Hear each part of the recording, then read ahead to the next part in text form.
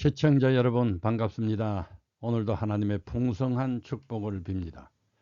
지난 제5회에서는 마라와 엘림에서 또 이스라엘 백성들이 불평하고 반역하는 모습을 보았습니다. 이번 제6회에서는 르비딤의 그 생명수 반석과 아말렉과의 전투에서의 구원의 원리를 살펴보겠습니다.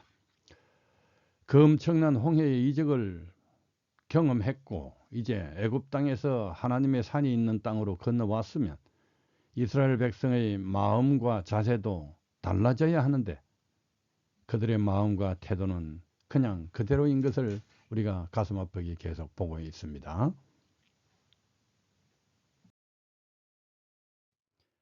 이 사진은 시내산 장막 상공에서 시나이 반도 쪽으로 찍은 모습입니다.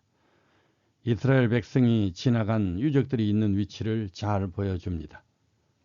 모세가 십보라를 만났던 운물, 이드로의 집터, 또 모세의 골짜기 르비딤, 오늘 이제 공부할 내용의 무대가 되고, 앞쪽으로는 시내산에서 1년 유하면서 경험했던 여러 가지 유적터입니다. 앞으로 이곳으로 공부를 하게 되겠습니다.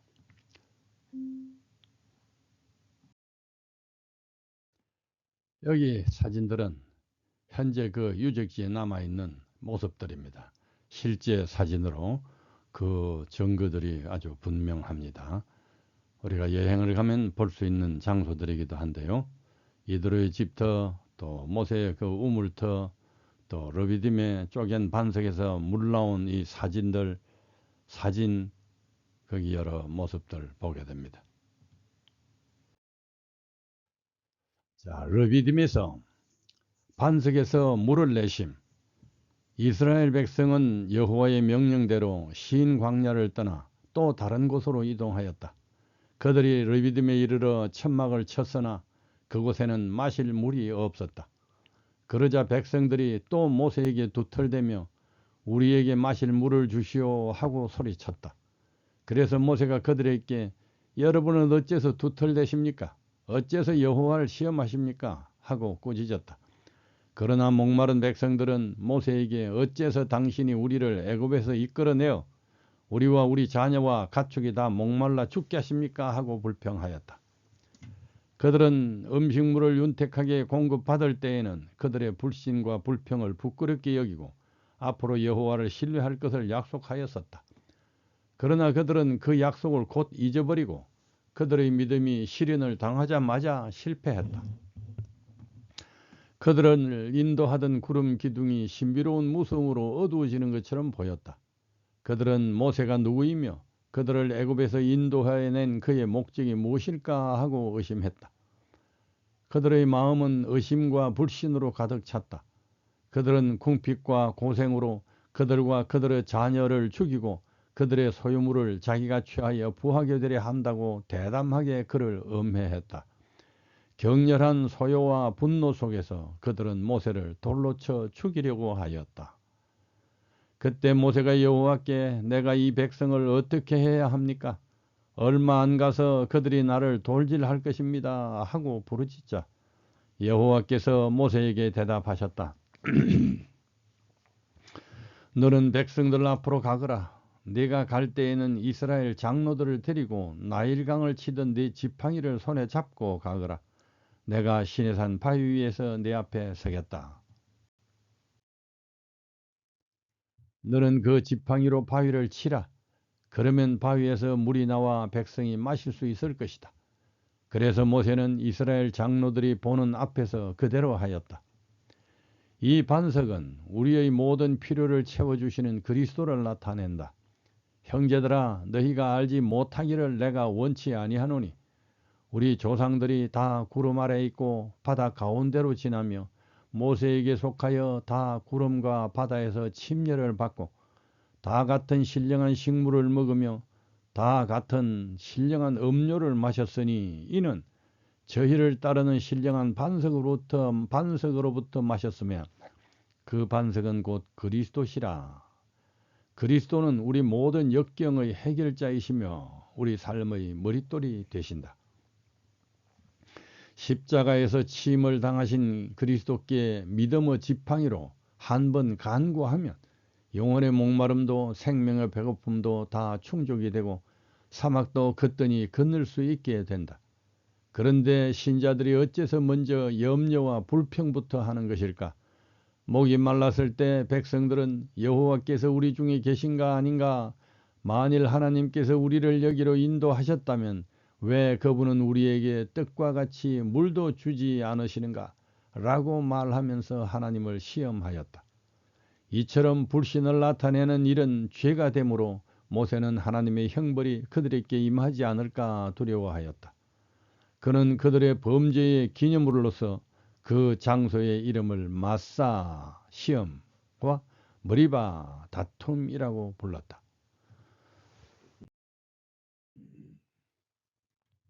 아말렉의 침공과 내 구원관. 이때 아말렉 사람들이 와서 르비딤에 있는 이스라엘 백성을 공격하였다. 이제 하나의 새로운 위험이 그들을 위협하고 있었다. 그분에 대한 그들의 불평 때문에 여호와께서는 그들이 원수로부터 공격을 당하도록 허용하셨다. 그 지방에 사는 사납고 호전적인 아말렉 족속들이 나와 그들을 공격하여 약하고 피곤하여 뒤에 지친 사람들을 쳤다.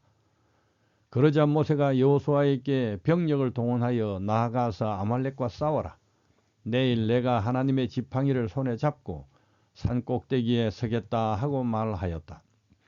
그래서 여호수아는 모세가 명령한 대로 나아가서 아말렉과 싸우고 한편 모세와 아론과 훌은 산 꼭대기로 올라갔다. 그런데 모세가 손을 들고 있는 동안은 이스라엘 백성이 이기고 손을 내리면 아말렉이 이겼다.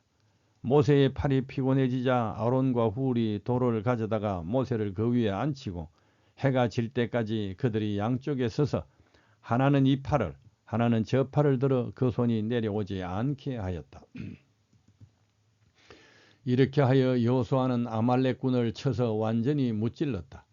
그때 여호와께서 모세에게 너는 이것을 책에 기록하여 기념이 되게 하고 그것을 여호수아에게 자세히 들려주어라. 내가 지상에서 아말렉을 완전히 없애버리겠다 하고 말씀하셨다. 모세는 거기서 단을 쌓고 그것을 여호와 니시라고 부르며 여호와의 길을 높이 쳐들어라.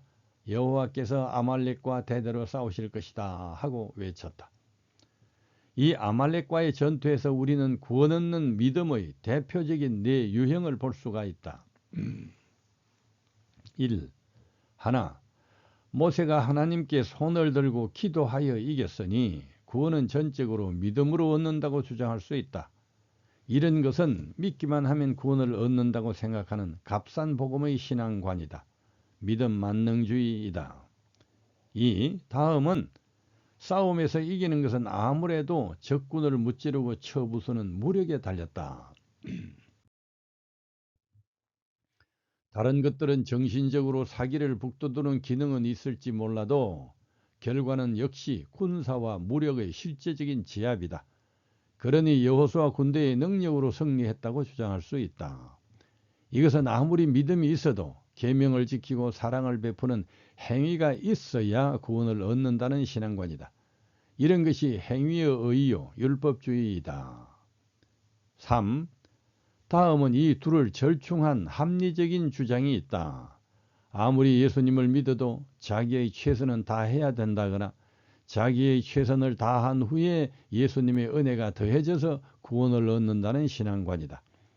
이것이 인간적으로 볼 때는 합리적으로 들릴 수 있으나 이것도 올바른 믿음으로 말미암는 의의가 아니다. 이 주장을 실천하려 하면 믿음 만능주의와 율법주의의 두 모성과 한계에 부딪히게 된다. 4. 그러면 올바른 구원과는 어떤 것인가? 오직 믿음으로 얻는 구원인데 하나님을 믿고 사랑함으로 전적으로 순종하게 되는 믿음과 행위가 하나로 작동하는 그 믿음으로 구원 얻는다는 신앙이다. 이런 믿음에서 구원의 모든 조건이 한꺼번에 다 충족된다. 아말렉과 전투 중에 있어도 기도하는 사람이 있고 약 먹이는 사람이 있고 그늘에 쉬는 노인들도 있고 밥 준비하는 여인들 등등 다양한 사람들이 있지만 모두가 하나님의 믿음 가운데에서 자기의 역할을 했으므로 구원을 얻은 것이다. 믿음이 참되면 순종, 즉 행위를 아니할 수가 없고 참된 순종은 믿음이 없이는 안 된다는 것이 믿음으로 말미암는 의의 올바른 원칙이다. 3. 이드로와의 재회.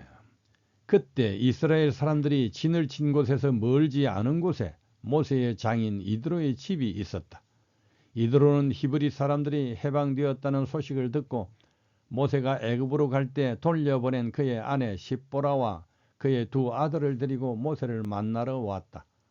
모세는 내가 외국 땅에서 나그네가 되었다 하고 한 아들의 이름을 게르솜이라 지었고 또 하나님이 나를 도와 바로의 칼날에서 나를 구원하셨다 하고 다른 아들의 이름을 엘리에셀이라고 지었었다. 모세의 장인 이드로는 모세의 아들들과 아내를 데리고 모세가 천막을 치고 있는 광야로 들어왔는데 그곳은 하나님의 산이 있는 곳이었다. 이드로는 모세에게 자기들이 왔다는 말을 전했다. 모세가 나아가서 그의 장인을 맞아 그 앞에 절하고 그에게 입을 맞추었다. 그리고서 그들은 서로 안부를 묻고 함께 천막에 들어갔다. 모세는 여호와께서 이스라엘 백성을 구하기 위해 바로와 애굽 사람들에게 행한 모든 일과 그들이 오는 중에 당한 모든 어려움과 또 여호와께서 그들을 구원하셨는가를 어떻게 그들을 구원하셨는가를 자기 장인에게 다 말하였다. 모세는 다시 가족들과 재회하여 평안과 안위를 누릴 수 있게 되었다. 그가 이드로에게 이스라엘 백성을 위해 행하신 하나님의 놀라운 행사를 자세히 말하자 이드로는 크게 기뻐하며 여호와를 찬송하였다. 모세와 장로들과 함께 희생 제물을 드리고 하나님의 은혜를 기념하는 엄숙한 축연을 배설하였다. 이스라엘의 모든 장로들이 와서 모세의 장인과 함께 하나님 앞에서 식사하였다. 이튿날 모세는 백성을 재판하느라고 자리에 앉았고 백성들은 아침부터 저녁까지 모세의 주변에 서 있었다. 그러자 모세의 장인이 모세가 백성들에게 하는 모든 일을 보고 말하였다. 자네는 어째서 백성들에게 이렇게 하는가? 어째서 자네 혼자 앉아 일을 하고 백성들은 아침부터 저녁까지 자네 주변에 서 있는가? 모세는 대답하기를 백성들이 하나님의 뜻을 알아보려고 나를 찾아오기 때문입니다. 그들이 문제를 가지고 오면 내가 옳고 그른 것을 가려주고 하나님의 명령과 법을 그들에게 가르쳐주고 있습니다. 라고 하였다. 이드로는 그 진영에 머물러 있는 동안 모세에게 부과된 책임이 얼마나 무거운지를 알게 되었다. 무지하고 훈련받지 못한 큰 군중 가운데 질서와 기후를 유지하는 일은 실로 막중한 과업이었다. 모세는 그들의 공인된 지도자요 치안관으로 백성 전체에 관련된 일반적인 이해관계뿐만 아니라 개개인의 분쟁까지 그가 판결하였다. 그러자 모세의 장인이 그에게 이렇게 말하였다. 자네가 하는 일이 옳지 못하네. 그렇게 하면 자네와 백성이 쉽게 지쳐버리고 말 걸세. 자네 혼자서 처리하기에는 일이 너무 많아. 이제 내 말을 듣게. 내가 자네에게 몇 가지 조언을 해주겠네. 하나님이 자네와 함께 할 것이네.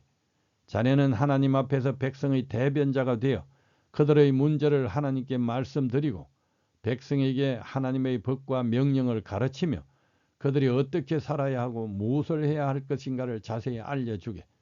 그리고 자네는 백성들 가운데 하나님을 두려워하며 진실하고 청렴결백한 유능한 인재를 뽑아 1000가정, 100가정, 50가정, 10가정씩 각각 담당하게 하여 언제나 그들이 백성들을 판단할 수 있도록 하게.